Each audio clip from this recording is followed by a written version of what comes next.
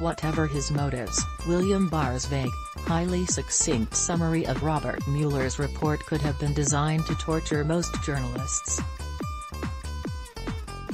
While the Glenn Greenwald Michael Tracy Matt Taibbi wing took a possibly premature victory lap, interpreting Barr's cryptic paragraphs as conclusive proof that the whole thing had been a WMD-like fiasco manipulated by the deep state, the much larger group of left-leaning Mueller obsessives, headlined by Rachel Maddow on MSNBC, absorbed a gut punch while nursing hopes for another day of deliverance. Meanwhile, reporters for outlets like the New York Times, The Washington Post, The Wall Street Journal, CNN, and others, who have arguably been tracking Mueller's investigative wanderings more closely than anyone else, were left with the same questions, the ones they know Mueller should have the answers to.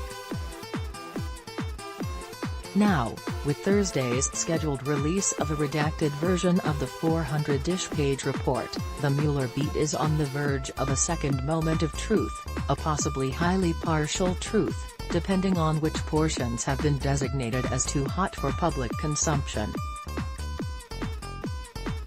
"We've gone through this so many times before," said a prominent journalist, one of several reporters from the Mueller press corps who spoke with me for this piece. "We've lived through so many big developments in the story that it's hard to be fazed by any of it," said another. "It could end up being pretty revelatory, or it could end up being a recap of stuff that's mostly been reported." A third concurred, "We're all curious to see how much of our reporting drove Mueller, as opposed to vice versa. It's sort of a scorecard to see how much of the reporting was right, and how much of it was wrong." Nevertheless, the things Mueller's media chroniclers will be looking for and paying close attention to on Thursday should be a good gauge of what sorts of bombshells civilians can expect. "I think we've gotta see how much is redacted, because we could end up being very unsatisfied," a fourth source told me. High on my list are 1. To what extent did Barr's letter accurately and completely represent the report? 2. How did Mueller come to the conclusion that he couldn't come to a conclusion on obstruction? I think no. 3 is probably, to what extent does this expose White House aides, lawyers, people in Trump's orbit as essentially having turned on him? And are there any that are still around?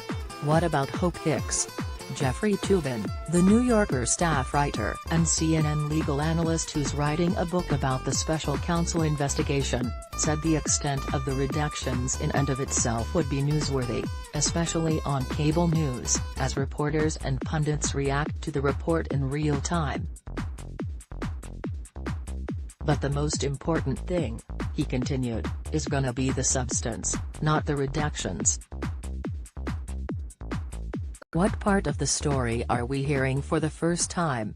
And, obviously, how Mueller has handled the issue of obstruction in his own words, as opposed to through the prism of Barr, is gonna be very interesting."